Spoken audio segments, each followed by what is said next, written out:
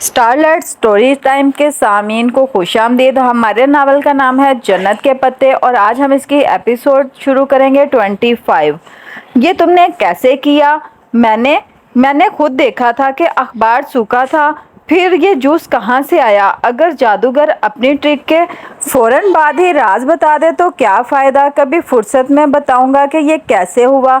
अलबत्ता तुम मेरी जगह पे खड़ी होकर देखती तो जान पाती कि ये कैसे किया है। जब तक इंसान दूसरे की जगह पे खड़ा होकर नहीं देखता, इसे पूरी बात समझ में नहीं आती। तुम अजीब हो जहान। इसने तहियर से सर झटका। इन दोनों चीज़ों को ट्रैश में फेंक दो, मेरी प्यास मर गई है। वो हंस पड़ा। नहीं, तुम्हारी प्यास डर गई है। फिर शोभदाबाज ने दोनों चीज़ें एक करीबी कचरेदान में उछाल दी। दूर सामने गली के इख्तिताम पर एक ऊंचा टावर था जिसने गली का दहाना बिल्कुल ब्लॉक कर रखा था, जिसे ज़मीन से उग आया हो। वो यूं था जैसे पाकिस्तान में ऊंची गोल सी ईंटों की भट्टी होती है, वैसे ही सिलेंडर नुमा टावर जिसका गुंबद कोन की शक्ल का था। ये रहा वो अंत। टावर, गलत टावर, जिसे जानने का तुम्हें तजस्सुस था। इसने टावर की तरफ इशारा किया। और अंत जानने का सबसे बड़ा नुकसान पता है क्या होता है जिहान? जिहान ने सवालिया नज़रों से इससे देखा। इंसान का सफ़र ख़त्म हो जाता है। इसने गहरी सांस ली और पलट गई। वो शाने उचकाकर इसके पीछे हो लिया। तुर्की वालों को सलाम। वापसी पर गोरसल में बैठते जब इसने मेजर अहमद को कॉल की और जवाबन अहमद ने कॉल काट कर इसे खुद से कॉल की, तो इसका हेलो सुनते ही वो जैसे किसी खुशगवार हैरत के ज़ेरे असर बोला था। ज़िंदगी में पहली दफ़ा आपने मेजर अहमद को खुद याद किया है, मगर जब आपने कॉल नहीं उठाई तो मैं समझा कि वो नेक्स्ट आपने गलती से किया होगा। ये बात नहीं है। मैं इस वक्त जिहान के साथ थी, सोचा बाद में तफसीली बात करूँगी। अच्छा, वो जैसे चुप हो गया। शायद इसे जिहान का जिक्र करना नागवार गुजरा था। मैंने जिहान को आपके बारे में बताया, मगर वो आपको नहीं जानता। क्यों? आपने क्यों बताया? वो हैरान हुआ। शोहर को इल्म होना चाहिए कि इसकी बीवी किससे बात करती है। वो ज़रा जिताकर बोली। जानती थी कि इसका इस्तेहकाक से शोहर की बात करना अहमद को कितना बुरा लगता था। शोहरों का भरोसा नहीं होता। एहतियात किया कीजिए, आप फंस ही ना जाएं। गलत काम तो नहीं कर रही हूँ कि फंसूँ? बहरहाल हम काम की बात करें। इसका लहजा बेलचक हो गया। साथ ही जो कुछ बेबोक अदा में वो जान पाई थी, इसने वो मेजर अहमद को बता दिया। मैं वो रिपोर्ट शाया करवाना चाहती थी, मगर जिहान ने मना कर दिया। रवानी में कह गई, फिर एकदम खामोश हो गई। वो मना तो करेगा, इसका बहुत कुछ दाव पर जो लगेगा। खैर, आप बिल्कुल वो रिपोर्ट शाया करवाएं, मगर हया इससे कोई फ़र्क नहीं पड़ेगा। क्या मतलब? वो जिहान वाली बात नज़रअंदाज कर गई। एक रिपोर्ट से एआरपी जैसे बंदे का क्या बिगड़ेगा? माफिया के एक एक बंदे के पीछे पूरी की पूरी नेटवर्क होती है। अब्दुल रहमान जैसे शहरत याफ्ता तो सिर्फ पल का काम करते हैं, ऐसे कि अपने दामन पर कोई छींटा ना पड़े। सो इनके खिलाफ ना सबूत होते हैं, ना फाइल्स खुलती हैं। मगर मैंने सुना है कि इसके आलमी दहशतगर्द तंजीमों से भी। किससे सुना है? वो बात काट कर बोला, लेडी कुबरा से, अदालार में। बहरहाल ये दूसरी दुनिया के लोग हैं, आप इन मामलों में मत पड़ें। तो फिर ये पाशा मेरे पीछे क्यों पड़ा है आखिर? वो जिद होकर बोली। मुझे तो लगता है हया, इसने आपका पीछा छोड़ दिया है। अब सिर्फ आप इसके पीछे पड़ी हैं। वो एकदम चुप हो गई। इसके पास कोई जवाब नहीं था। वैसे ज़रूरी नहीं था कि आप मेरे बारे में जिहान सिकंदर को बताएं। इंसान को कुछ बातें अपने तक भी रखनी चाहिए। बस अब पुल के आखिरी हिस्से पे थी। बगलों का गोल फेरी के ऊपर से फड़फड़ाता हुआ गुजर रहा था। समंदर पीछे को जा रहा था। इस वक्त शैतान ने इन दोनों को तरगीब दिलाई कि अगर वो इस हमेशगी के दरख्त के छू लें तो फरिश्ते बन जाएंगे या फिर हमेशा रहेंगे। उन्हें कभी ना पुरानी होने वाली बादशाहत मिलेगी। पुल पीछे रह गया। गोरसल अब पुराने शहर अनातोलिया या एशियाई हिस्सा में दाखिल हो रही थी। वो हर शय से बेनियाज यकसुई से सुन रही थी। सो उन्होंने दरख्त को चख लिया, हद पार कर ली, तो इनको फ़ौरन बेलिबास कर दिया। इस पहली रुसवाई में जो सबसे पहली शय जिसने इंसान को ढाका था वो जन्नत के पत्ते थे। वर्क अल जन्नता। पुराने शहर की सड़क पर कोई ट्रैफिक जाम था। गोरसल बहुत सुस्त रवि से चल रही थी। सड़क किनारे चलते लोग और दुकानों पे लगा रश। इसे कुछ दिखाई नहीं दे रहा था, वो बस सुन रही थी। आप जानती हैं इब्लीस ने इंसान को किस शय की तरगीब दिलाकर अल्लाह की हद पार करवाई थी? फरिश्ता बनने की और हमेशा रहने की। जानती हो हया फरिश्ते कैसे होते हैं? इसने नफ़ी में गर्दन हिलाई, गो कि वो जानती थी कि वो इसे नहीं देख सकता। फरिश्ते खूबसूरत होते हैं। वो लम्हे भर को रुका। और हमेशा की बादशाहत किसे मिलती है? कौन हमेशा के लिए अमर हो जाता है? वो जिसे लोग ना भूल सकें, जो उन्हें मशहूर कर दें, इनके दिलों पर कब्जा कर लें। खूबसूरती और अमर होने की चाह, ये दोनों चीज़ें इंसान को धोखे में डालकर ममनुआ हदें पार करवाती हैं और फल खाने का वक्त नहीं मिलता। इंसान चखते ही भरी दुनिया में रुसवा हो जाता है। इस वक्त अगर वो खुद को ढांके तो इसे ढकने वाले जन्नत के पत्ते होते हैं। लोग अपने कपड़े का टुकड़ा कहीं या कुछ और, मेरे नज़दीक ये वर्कल जन्ना है। पुराने शहर की कदीम ऊंची इमारतों पर से धूप रेंग गई थी और अब छाँव की नीलाहट इन पर छा रही थी। वो सांस रोके बिना मोबाइल कान से लगाए दम साधे बैठी सुन रही थी। जन्नत के पत्ते सिर्फ इसी को मिलते हैं जिसने तरगीब को चखने की कोशिश की होती है, और इनका सफ़र इनको खुद पे लगा लेने के बाद ख़त्म नहीं हो जाता, क्योंकि इनको थामने से पहले इंसान जन्नत में होता है। थामने के बाद वो दुनिया में उतार दिया जाता है। बख्शिश मिल जाती है मगर दुनिया शुरू हो जाती है। और फिर वो जैसे धीरे से मुस्कुराया। दुनिया वालों ने जन्नत तो नहीं देखी थी होती ना, सो इनको मालूम ही नहीं होता जन्नत के पत्ते दिखते कैसे हैं। सो वो इनके साथ सलूक भी वही करते हैं जो किसी शय की असल जाने बगैर इसके साथ किया जाता है। आप दुनिया में उतरने के बाद दुनिया वालों के रवैये से परेशान मत होइएगा। वो खामोश हुआ तो कोई तिलस्म टूटा। शहर का बुलबुला जो इसके गिर्द तन चुका था, फटकर हवा में तहलील हो गया। थैंक्स मेजर अहमद, वो गहरी सांस लेकर बोली। इस वक्त कुछ ज़्यादा कहने के काबिल नहीं थी। आप अच्छे इंसान हैं, अच्छी बातें करते हैं, शुक्रिया। मैं अब फ़ोन रखता हूँ, अपना ख्याल रखिएगा। इसने फ़ोन कान से हटाया। इसका कान सुन हो चुका था।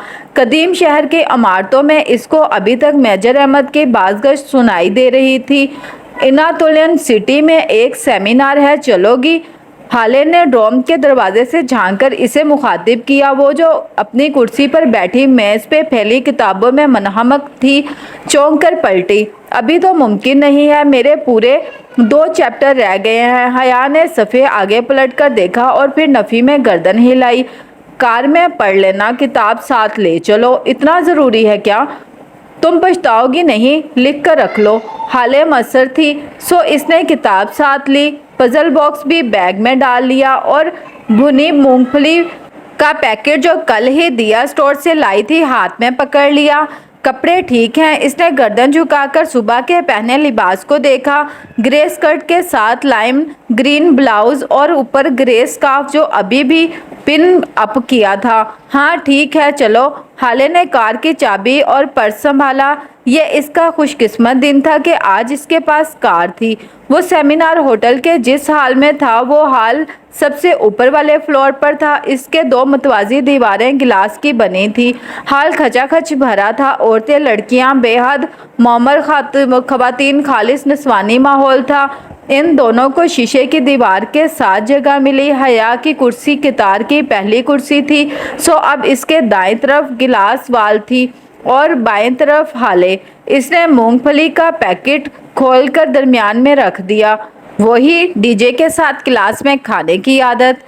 रोस्ट्रम के में दीवार इस खूबसूरत बैनर से ढकी थी जिस पर अंग्रेजी अल्फाज में छापा था, चेहरे का निकाब वाजिब या मुस्तजब। इसने 2 उंगलियों और अंगूठे को पैकेट में डालकर चंद दाने निकाले और मुंह में रखे। वो स्कार्फ कर ले, ये इसके तकवा की इंतहा थी। सो अब चेहरे का निकाब वाजिब था या मुस्तजिब, क्या फ़र्क पड़ता था? सेमिनार अंग्रेज़ी में था, सो डाइस संभाले खड़ी महरून स्कार्फ वाली अरबी खातून अंग्रेज़ी में बोल रही थी। वाजिब वो चीज़ होती है जो करें तो सवाब, ना करें तो गुनाह। جبکہ مستجب وہ کام ہے جو کریں تو ثواب مگر نہ کرنے پہ گناہ نہیں ہے۔ اب اس بات پر تو سب راضی ہیں کہ لڑکیوں کا سر اور جسم ڈھانکنا واجب، لیکن کیا چہرہ ڈھانپنا بھی لازمی ہے؟ حیا کے دائیں جانب گلاس وال پہ یکدم سے کوئی پرندہ آ ٹکرایا تھا۔ وہ چونکی وہ ننھی سی چڑیا تھی جو شیشے سے ٹکرا کر نیچے گر گئی تھی۔ جب میں کہتی ہوں کہ چہرہ ڈھانپنا واجب نہیں، صرف مستجب ہے، تو اس کی وجہ وہ حدیث ہے کہ جب حضرت اسماء بنت ابو بکر رسول اللہ صلی اللہ علیہ وآلہ وسلم کے پاس آئیں اور ان کا لباس ذرا باریک تھا تو آپ صلی اللہ علیہ وآلہ وسلم نے فرمایا کہ اسماء جب لڑکی جوان ہو جاتی ہے تو سوائے اس کے چہرے اور ہاتھوں کی طرف اشارہ کر کے کچھ نظر نہیں آنا چاہیے۔ اس سے ظاہر ہوتا ہے کہ چہرہ کھلا رہنے پہ گناہ نہیں ہوتا۔ گری ہوئی چڑیا اب سنبھل کر فرش پر پھدک رہی تھی۔ چند ایک بار اس نے شیشے کی دیوار پر پنجے مار کر چڑھنے کی کوشش کی مگر ناکام رہی، اور پھر جب حج کے موقع پر ایک لڑکی جو اونٹ پر سوار آپ سے بچے کے حج کے بارے میں پوچھ رہی تھی تو آپ صلی اللہ علیہ وآلہ وسلم کے پیچھے کھڑے فضل رضی اللہ تعالیٰ عنہ کا چہرہ دوسری جانب پھیر دیا، جبکہ اس لڑکی کو چہرہ ڈھکنے کا نہیں کہا۔ دوسری طرف آپ صلی اللہ علیہ وسلم کے زمانہ میں ازواج مطہرات اور صحابیات جو حجاب اوڑھتی تھیں وہ مستحب کے درجے کا تھا، واجب کا نہیں۔ سوچو، سورہ نور میں ہے کہ وہ اپنی زینتیں چھپائیں سوائے اس کے جو خود ظاہر ہو جائے، تو وہ جو خود ظاہر ہو جائے میں سرما، انگوٹھی وغیرہ کے ساتھ چہرہ بھی شامل ہے۔ چڑیا پھڑپھڑاتی ہوئی کب کی اڑ چکی تھی۔ وہ مونگ پھلی چباتے ہوئے سر اس بات میں ہلاتی مقررہ کو سن رہی تھی۔ وہ مزید چند دلائل دے کر اپنی کرسی پر واپس جا چکی تھی اور تب تک وہ مطمئن ہو چکی تھی۔ اسے ان کی ساری بات ٹھیک لگی تھی۔ میں ڈاکٹر فریحہ سے اختلاف کی جسارت کروں گی۔ ڈائس پر آنے والی گرے اسکارف والی مقررہ اپنی بات شروع کر چکی تھی۔ وہ دراصل بحث تھی۔ حیا اور ہالے باری باری اپنے پیکٹ میں انگلیاں ڈال کر مونگ پھلی نکالتے ہوئے پوری طرح ان کی طرف متوجہ تھی۔ رہی اسماء بنت ابو بکر رضی اللہ تعالیٰ عنہ والی حدیث، اس کی تشریح تو محرم رشتوں کے لحاظ سے بھی کی جا سکتی ہے کہ وہ رسول اللہ صلی اللہ علیہ وآلہ وسلم کی سالی تھی، اور اسی حدیث میں ہم دلیل لیتے ہیں کہ بہنوئی سے چہرے کا پردہ نہیں ہوتا، اور حضرت فضل رضی اللہ تعالیٰ عنہ والا واقعہ حج کے موقع کا تھا، اور حج پر آپ صلی اللہ علیہ وآلہ وسلم نے سختی سے نقاب یا دستانے پہننے سے منع فرمایا ہے، جس سے ظاہر ہوتا ہے کہ نقاب کرنا اس زمانے میں ایک کامن پریکٹس تھی۔ حضرت عائشہ رضی اللہ تعالیٰ عنہ کہتی ہیں کہ جب گریبانوں کو ڈھانپ لینے کا حکم نازل ہوا تھا تو مدینے کی عورتوں نے وہ حکم سنتے ہی اپنی اوڑھنیاں حصوں میں بھاڑی اور سر سے پاؤں تک خود کو اس سے ڈھانپ لیا۔ یہاں ڈھانپنے سے مراد چہرہ ڈھانپنا بھی ہے۔ سو وہ جو خود ظاہر ہو جائے میں انگوٹھی، سرما، جوتی تو آتی ہے مگر چہرہ نہیں۔ پھر جب ابن عباس رضی اللہ تعالیٰ عنہ سے آیت حجاب کی تفسیر پوچھی گئی تھی تو آپ رضی اللہ تعالیٰ عنہ نے اپنی چادر سر پر لپیٹ کر بکل مار کر دکھائی، یوں کہ بس ایک آنکھ واضح تھی۔ آیت حجاب میں اللہ نے اے ایمان والو کہہ کر حکم دیا کہ، اور جب اللہ تعالیٰ ذل جلالہ مومن کو اس کے ایمان کا واسطہ دے کر حکم دیتا ہے تو وہ حکم بے حد اہم ہوتا ہے۔ اس سے صاف ظاہر ہے کہ صرف سر اور جسم ڈھانپنا واجب نہیں بلکہ چہرہ ڈھانپنا بھی واجب ہے۔ وہ گردن ذرا سی پھیرے شیشے کی دیوار کو دیکھ رہی تھی جہاں تھوڑی سی دیر میں بہت سے پرندے ٹکرائے تھے۔ تایا فرقان کہتے ہیں کہ پرندے یوں اس لیے کرتے ہیں کیونکہ وہ پچھلے سال جب یہاں سے گزرے تھے تو یہ عمارت وہاں نہیں تھی۔ اب وہ راستے پر اپنی رو میں اڑتے جا رہے ہوتے ہیں تو ٹکر لگنے پہ معلوم ہوتا ہے کہ راستہ بلاک ہے۔ معلوم نہیں تایا کی فلسفی کتنی درست تھی، مگر وہ ہوٹل نیا تعمیر شدہ ہی تھا، شاید وہ واقعی پرندوں کی گزرگاہ کے درمیان بن گیا تھا۔ مستجب اور واجب بحث بہت پرانی ہے۔ डाइस पर अब एक स्याह बाया और स्याह स्कार्फ वाली दराज कद शहद रंग आंखों वाली खातून आ चुकी थी। खूबसूरत शफाफ चेहरा, नरम सी मुस्कुराहट, सब बहुत वजह से उन्हें सुन रहे थे। आपने मुस्तजिब वालों के दलाइल सुने, आपको लगा होगा कि वो ठीक कहते हैं। आपने फिर वाजिब वालों का बयान सुना तो लगा कि वो ठीक कहते हैं। अब आप कहेंगे कि दोनों ठीक कहते हैं, ये वही लतीफ़ा हो जाएगा कि आप भी ठीक कहते हैं। हॉल में बेख्तियार कहका बुलंद हुआ, शीशे की दीवारें भी मुस्कुरा उठी। ऐसा है कि मैं इन दोनों में से किसी ग्रोह की हमायत या मुखालफत करने के लिए नहीं आई, मैं कुछ और कहना चाहती हूँ। वो लम्हे भर को रुकी, पूरा हाल बहुत दिलचस्पी से सुन रहा था। हम अमूमन दुनिया और आखिरत की मिसाल किसी कॉलेज एग्ज़ाम से देते हैं, राइट? तो वही मिसाल ले लेते हैं दुनिया और आखिरत के किसी भी स्कूल या कॉलेज का। जब पेपर सेट किया जाता है तो इसमें चंद सवाल बहुत आसान रखे जाते हैं जो कोई औसत दर्जे का तालिब इल्म भी हल करके 33% से ज़्यादा नंबर लेकर पास हो सकता है। फिर चंद सवाल ज़रा मुश्किल होते हैं जो सिर्फ अच्छे तलबा हल करके 70-80% नंबर ले जाते हैं। और आखिर में कुछ सवाल बहुत पेचदार और मुश्किल रखे जाते हैं। वो सवाल पोजीशन होल्डर्स का फैसला करते हैं, इसीलिए अमूमन पोजीशन होल्डर्स के पास में चंद नंबर्स या ज़्यादा स्टेज के ज़रिए इतना फ़र्क होता है।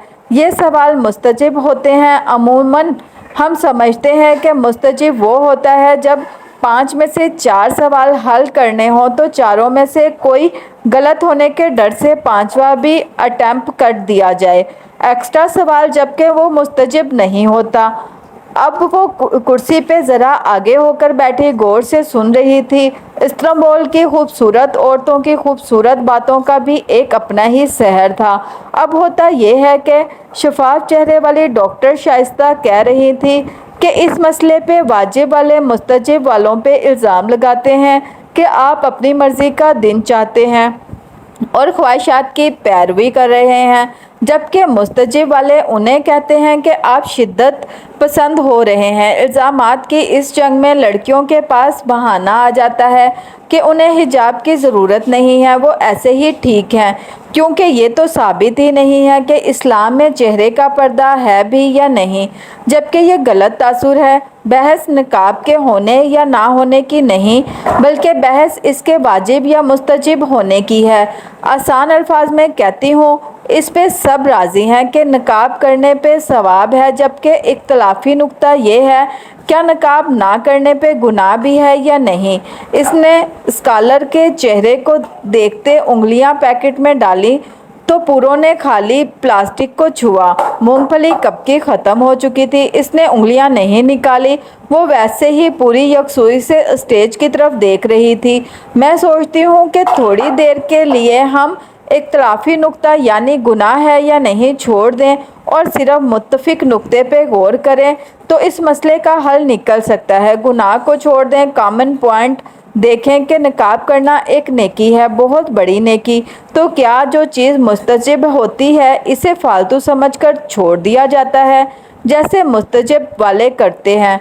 वो नकाब को गैर वाजिब करार देकर इसकी तरवीज तबलीग करना ही छोड़ देते हैं। हम समझते हैं कि सिर्फ 33% वाले जवाब देकर किसी फालतू सवाल के बगैर ही हम पास हो जाएंगे।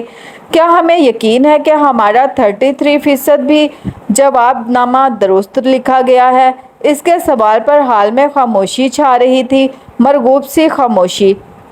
इधर हम सब औरतें और लड़कियां ही मौजूद हैं। एक बात कहूँ आपसे, हम में से चंद बातें ज़रूर होती हैं, सारी नहीं तो कुछ तो ज़रूरी। हम जल्द जेलिस हो जाती हैं, किसी के पीछे इसकी बुराई भी कर लेती हैं, मुंह से झूठ भी फिसल जाता है।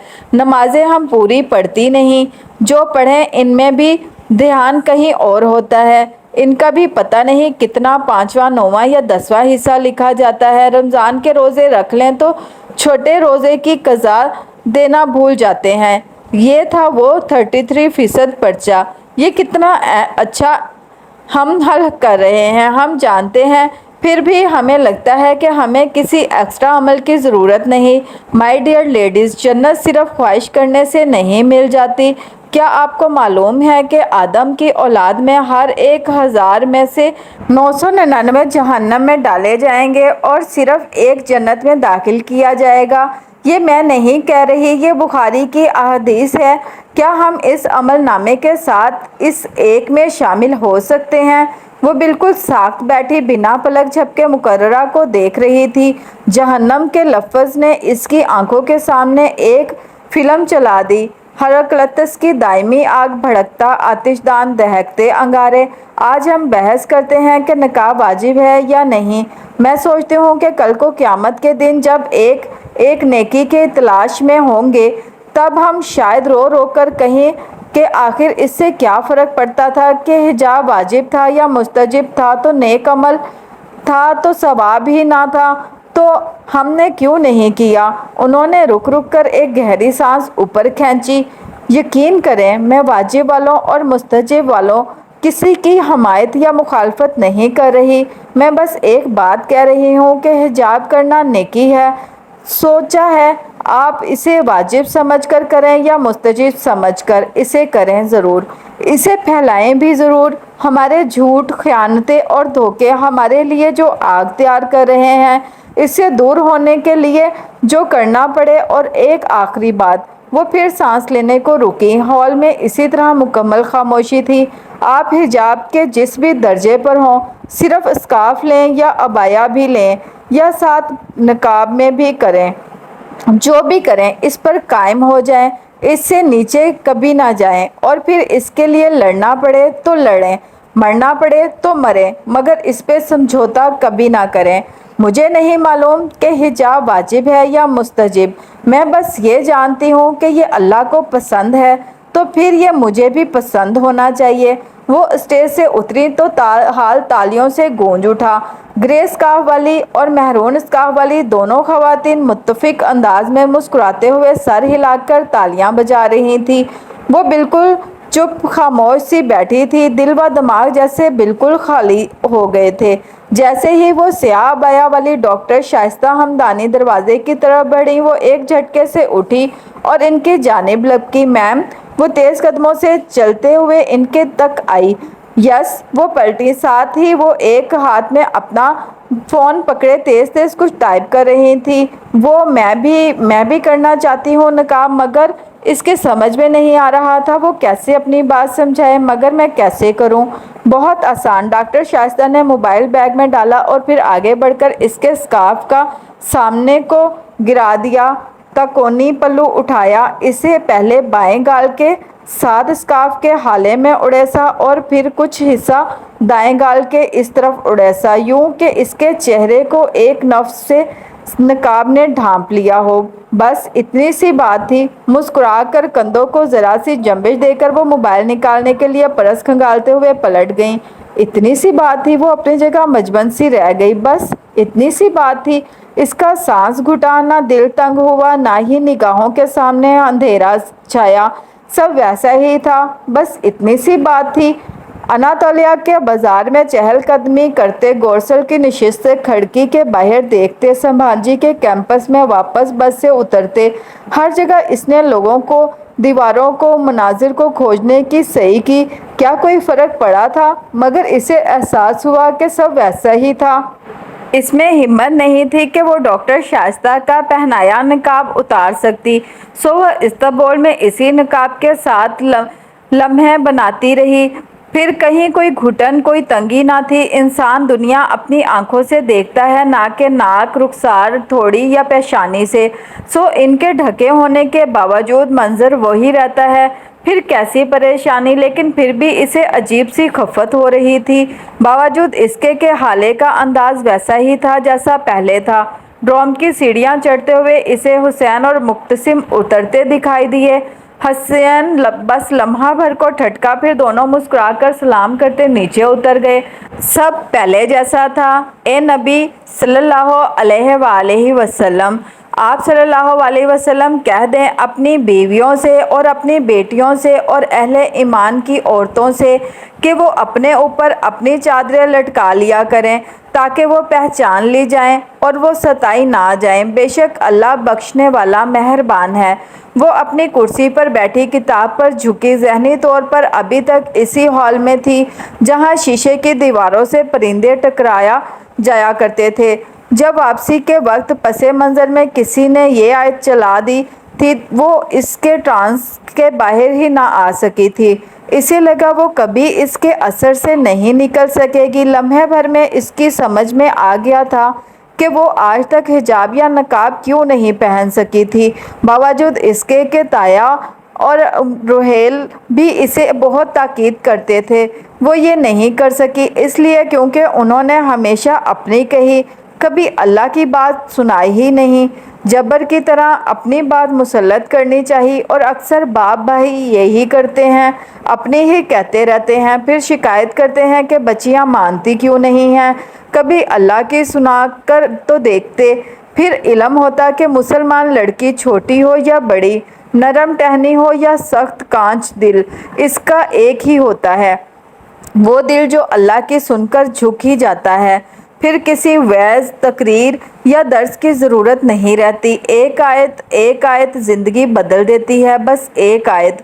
ببوک ادا کے ساحل پہ لہریں پتھروں سے سر پٹک رہی تھیں، ان کا شور اس اونچے سفید کیسر عثمانی کے اندر تک سنائی دے رہا تھا۔ محل اندھیرے میں ڈوبا تھا، راہداریاں تاریک تھیں، صرف دوسری منزل کی اسٹڈی میں نیم روشنی چھائی تھی۔ اندر ایک مدھم سا بلب جل رہا تھا یا پھر میز پر کھلا پڑا عبد الرحمن کا لیپ ٹاپ، البتہ وہ اسکرین کی طرف متوجہ نہیں تھا۔ وہ ریوالونگ چیئر کی پشت پہ سر گرائے سوچتی نگاہوں سے چھت کو گھور رہا تھا۔ اس کی دونوں سونے کی انگوٹھیاں اور موٹے فریم کے گلاسز میز پہ لیپ ٹاپ کے ساتھ رکھے تھے۔ بے خیالی میں اس نے ہاتھ بڑھا کر سگریٹ کی ڈبیا اٹھائی، اس سے دیکھا اور پھر ذرا کوفت سے واپس میز پر پھینک دیا۔ اس سگریٹ نوشی سے اسے چھٹکارا لے لینا چاہیے تھا اب تک، بلکہ اور بھی بہت سی چیزوں سے۔ اس نے آنکھیں بند کر لی اور انگلیوں سے کنپٹیوں کو دھیرے دھیرے مسلنے لگا۔ اس کے سر میں کافی درد تھا، شاید بہت سوچنے کے باعث اعصابی تناؤ۔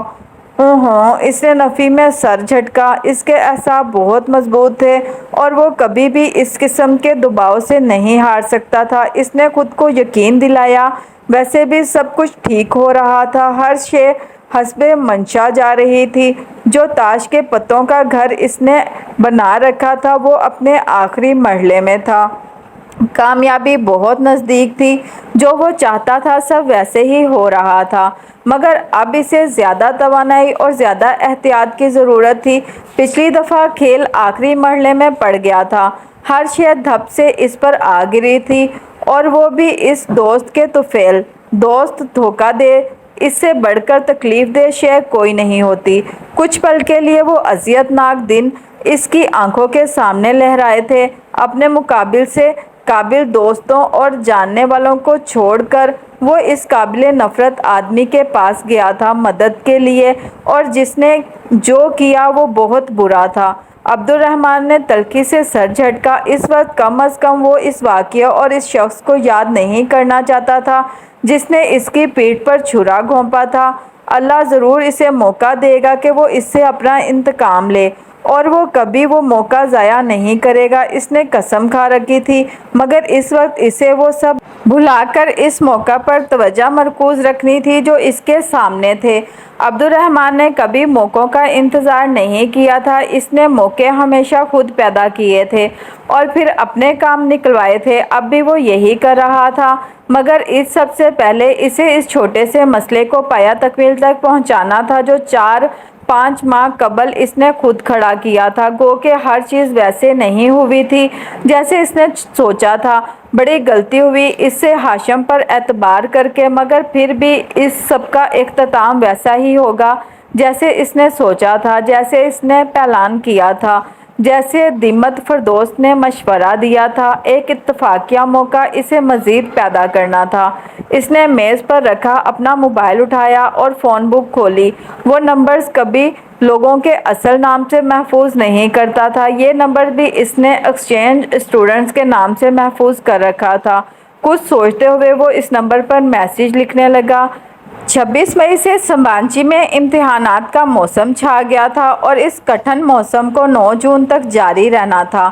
تقسیم کا مجسمہ، استقلال جیتسی کے چکر، جواہر کی شاپنگ اور پزل باکس کی پہیلیاں، اسے سب بھول گیا تھا۔ ادالار میں رکنے کے باعث ہونے والا نقصان تو وہ پورا کر چکی تھی، مگر یہاں صرف پاس نہیں ہونا تھا بلکہ ڈسٹنکشن لینی تھی۔ جس کا رزلٹ برا ہوا تو پاکستانی ایکسچینج اسٹوڈنٹس کے ناکامی ہوگی، اور رزلٹ اچھا آیا تو پاکستانی ایکسچینج اسٹوڈنٹس کی کامیابی ہوگی۔ وہ حیا سلیمان کو بھلا کر صرف اور صرف پاکستانی ایکسچینج اسٹوڈنٹس رہ گئی تھی۔ 31 مئی کو صبح استنبول پر کسی قہر کی طرح نازل ہوئی تھی۔ وہ رات دیر تک پڑھنے کے بعد فجر کے قریب سوئی تھی کہ آج چھٹی تھی، مگر صبح ہی صبح حالے کسی آندھی طوفان کی طرح ڈرم میں بھاگتی آئی، حیا حیا اٹھو! وہ حالے کے زور زور سے پکارنے پر ہڑبڑا کر اٹھ بیٹھی۔ کیا ہوا؟ نیچے اپنے ہینگ کی سیڑھی کے ساتھ کھڑی حالے کے حواس باختہ چہرے کو دیکھ کر اس کا دل جیسے کسی نے مٹھی میں لے لیا۔ وہ لحاف پھینک کر تیزی سے نیچے اتری۔ حیا حالے کی آنکھیں جھلکنے کو بے تاب تھی۔ حیا نے بے اختیار اس کے ہاتھ پکڑے جو سرد ہو رہے تھے۔ حالے! حیا! فریڈم فلونیا جو غزہ جا رہا تھا اسے روک دیا گیا ہے، اسرائیل نے اس پر اٹیک کر دیا ہے، پتہ نہیں کتنے فلسطینی اور ترک مارے جا چکے ہیں۔ اللہ! اس نے بے اختیار دل پر ہاتھ رکھا، مگر وہ ایسا کیسے کر سکتے ہیں؟ ان بحری جہازوں میں تو خوراک تھی، دوائیاں تھیں، وہ کہتے ہیں کہ ان میں اسلحہ تھا اور دہشت گرد بھی، پھر انہیں پوچھنے والا کون ہے؟ خدایا! مقتسم وغیرہ تو بہت پریشان ہوں گے، ان کے تو دوست بھی تھے مسافر برادر جہاز میں۔ اسے بے اختیار یاد آیا، ہمیں ان کے پاس جانا چاہیے، جلدی چلو!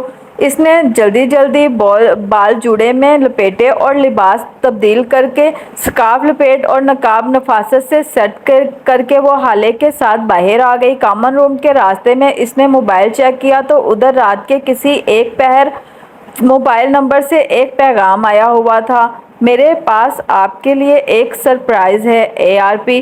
جہنم میں جائے اے آر پی! وہ اس وقت اس پریشانی میں اے آر پی کے سرپرائز کے بارے میں کہاں سوچتی؟ کامن روم میں پانچوں فلسطینی لڑکے چپ چاپ بیٹھے تھے، میز پر لیپ ٹاپس کھلے پڑے تھے اور موبائل ہاتھوں میں لیے وہ سب اپ ڈیٹس کے منتظر تھے۔ ان کے چہرے دیکھے تو وہ افسوس کے سارے الفاظ بھول گئی۔ اس کی سمجھ میں ہی نہیں آیا کہ کیا کہے۔ وہ اور حالے خاموشی سے ایک کونے میں بیٹھ گئی۔ I am so sorry مقتسم! اس کے کہنے پر مقتسم نے نظر اٹھا کر اسے دیکھا، ہلکی سی پھیکی مسکراہٹ کے ساتھ سر کو جنبش دی اور دوبارہ اپنے جوتوں کو دیکھنے لگا۔ وہ اس کی تکلیف محسوس کر سکتی تھی، بلکہ نہیں، وہ کیسے محسوس کر سکتی تھی سوائے اس کے کہ وہ خود کو ان کی جگہ پہ رکھے۔ وہ تصور کرے کہ اس نے لمحے بھر آنکھیں میچ کر سوچا، اگر خدا نخواستہ اسلام آباد میں جنگ جاری ہو، پورا شہر اپنے گھروں میں مسحور ہو، اس کے گھر والے بیمار اور زخمی ہوں، اور پھر وہ ادھر ترکی سے ایک فلوٹیلیا پر انہیں دوائیاں اور خوراک بھیجے، مگر فلوٹیلیا کراچی کے ساحل پر روک لیا جائے، اس میں سوار کچھ لوگوں کو مار دیا جائے اور اس کے گھر والے تڑپتے رہیں۔ ہاں، اس نے تکلیف سے آنکھیں کھولی۔ اب وہ محسوس کر سکتی تھی، جب تک اپنے ملک اور اپنے گھر پر بات نہ آئے، کسی دوسرے کا درد محسوس نہیں ہوتا۔ کامن روم کا دروازہ کھول کر ٹالی اندر داخل ہوئی۔ حیا اور حالے نے ایک دم اسے دیکھا اور پھر ایک دوسرے کو۔ ٹالی چلتی ہوئی سامنے آئی، وہ لڑکوں کو دیکھ رہی تھی، مگر لڑکوں میں سے کسی نے بھی اس کی طرف نہیں دیکھا۔ مقتسم! کیا ہم بات کر سکتے ہیں؟ مقتسم اپنے جوتوں کو دیکھتا رہا، اس نے جیسے سنا ہی نہیں تھا۔ حسین! وہ حسین کے قریب صوفے پر بیٹھی، اس کا بیٹھنا گویا کسی کو کرنٹ کا جھٹکا تھا۔ حسین تیزی سے اٹھا، ساتھ ہی چاروں لڑکے اٹھے اور وہ اکٹھے باہر نکل گئے۔ ٹالی لب کاٹتے ہوئے انہیں جاتے دیکھتی رہی۔ وہ نہیں جانتی تھی کہ وہ دن اس کی اور ان فلسطینیوں کی مثالی دوستی کا آخری دن تھا۔ ان کے نکلتے ہی دوسری طرف سے لطیف کمرے میں داخل ہوا، آہٹ پر ٹالی اور ان دونوں نے گردن موڑ کر دیکھا۔ لطیف جینز پر سفید ٹی شرٹ پہن رکھی تھی جس پر کالے مارکر سے نمایاں لکھا تھا "شیم آن یو اسرائیل"۔ ٹالی نے وہ تحریر پڑھی، اس کے چہرے کا رنگ بدل گیا۔ ہالے زیر لب مسکرائی اور حیا کو دیکھا، وہ بھی جواباً مسکرائی۔ "ٹالی، ٹرسٹ می، یہ صرف"۔ لطیف ہاتھ اٹھا کر اب بہت ہی دھیمے انداز میں ٹالی کو سمجھا رہا تھا کہ اس کی یہ تحریر صرف اسرائیلی حکومت اور اسرائیلی فوج کے لیے تھی۔ اسے ٹالی سے کوئی مسئلہ نہیں تھا اور نہ ہی وہ اس سے ناراض تھا۔ ٹالی پھیکی مسکراہٹ کے ساتھ سر ہلاتے ہوئے سمجھنے والے انداز میں سنتی رہی۔ لطیف کیتھولک تھا، ڈچ تھا، وہ یہ سب کہہ رہا تھا، مگر فلسطینیوں کی بات اور تھی۔ جو انہوں نے کیا ہالے اور حیا کو بالکل درست لگا۔ وہ ماتم کا دن تھا، گو کہ یونیورسٹی میں سارے کام معمول کے مطابق ہو رہے تھے، مگر در و دیوار پہ چھایا سوگ اور اذیت دل کو کاٹتی تھی۔ سمجھ میں نہیں آتا تھا کہ کیا کریں، کس سے انصاف مانگیں۔ ہٹلر کہتا تھا، "میں چاہتا تو تمام یہودیوں کو مار دیتا، مگر میں نے بہت سو کو چھوڑ دیا تاکہ دنیا جان سکے کہ میں نے ان کے بھائی بندوں کو کیوں مارا تھا"۔ اور اس جیسی بہت سی دوسری کہاوتیں اسٹوڈنٹس اپنی اپنی شرٹس پر لکھ کر پہنے گھوم رہے تھے۔ وہ اور ہالے بھی سارا دن سناٹے میں ڈوبی راہداریوں میں بے مقصد چلتی رہی تھیں۔ پاکستان میں اپنے لاؤنج میں بیٹھے ریموٹ ہاتھ میں پکڑے ٹی وی پہ فریڈم فلونٹینیا کی خبریں دیکھنا اور افسوس کر کے چینل بدل دینا اور بات تھی، مگر ترکی میں رہ کر اس ساری اذیت و تکلیف کا حصہ بننا دوسری بات تھی۔ وہ اینکر پرسن طلعت حسین کا شو کبھی بھی نہیں دیکھتی تھی، مگر یہ بات کہ وہ بھی ان سینکڑوں لوگوں کے ساتھ قید تھے، بہت دل دکھانے والا تھا۔ وہ 6 جہاز تھے، 3 کارگو اور 3 مسافر بردار۔ یہ سب مختلف جگہوں سے آ کر مرمرا میں ایک مقام پر اکٹھے ہوئے تھے۔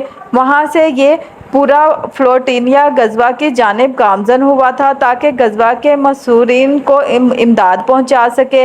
جب فلوٹینیا غزوہ کے قریب پہنچا تو اسرائیلی فوج نے جہازوں پر حملہ کر دیا، کتنے ہی لوگ شہید کر دیے اور باقی سب قید۔ دوپہر میں وہ اور ہالے باہر سمبھاجی کے کیفے کے فوارے کے ساتھ کرسیوں پہ بیٹھی چارٹس اور پلے کارڈز بنا رہی تھیں۔ انہوں نے سنا تھا کہ پورا استنبول سڑکوں پر نکل آیا تھا، سمبھاجی شہر میں نہیں بلکہ دور مضافات میں بھی۔ سو ان کا ارادہ بھی آج جا کر اس احتجاج میں شامل ہونے کا تھا۔ مئی کے آخر کی دھوپ فوارے کے پانی سے ابل رہی تھی، وہ کونیاں میز پر ٹکائے سر جھکائے پوسٹر میں رنگ کر رہی تھی۔ اسکارف کے ایک پلو سے نفاست سے کیا گیا نقاب اس کے چہرے کا حصہ بن گیا تھا، صرف بڑی بڑی سیاہ آنکھیں نظر آتیں جو پہلے سے زیادہ سنجیدہ ہو گئی تھیں۔ انسان ایک ہی دریا میں 2 دفعہ نہیں اتر سکتا، وہ بھی اب وہ والی حیا سلیمان نہیں رہی تھی جو 4 ماہ قبل ترکی آئی تھی۔ وہ آہستہ آہستہ نامحسوس طریقے سے بدلتی جا رہی تھی۔ ایک ثانیے کو اس کا ذہن صبح آئے پیغام کی جانب بھٹک گیا۔ کون سا سرپرائز، کیسا سرپرائز؟ خیر، عبد الرحمن کی ہر بات ہی سرپرائز ہوتی تھی، اب تو اس نے حیران ہونا بھی ترک کر دیا تھا۔